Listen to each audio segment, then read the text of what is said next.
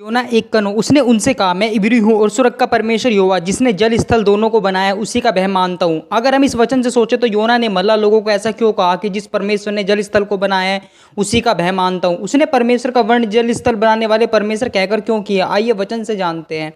भजन संहिता 95 का 5, समुंदर उसका है और उसी ने उसको बनाया और स्थल भी उसी के हाथ रचा है। इस वचन में हम समझ सकते हैं जैसा योना कह रहा था, जिस परमेश्वर ने जल स्थल को बनाया है उसी का भय मानता हूँ, क्योंकि हम इस वचन से समझ सकते हैं परमेश्वर ने समुद्र को बनाया है और स्थल को रचा है। लेकिन अगर हम इस वचन से सोचे परमेश्वर ने समुद्र को बनाया लेकिन स्थल को रचा कैसे, आइए वचन से समझे। भजन संहिता 33 का 6, आकाश मंडल यहोवा के वचन से और उसके सारे गण उसके मुंह की सुवास से बने हैं। हम इस वचन से समझ सकते हैं परमेश्वर ने जल स्थल को अपने वचन से बनाया है, जैसा योना कह रहा था।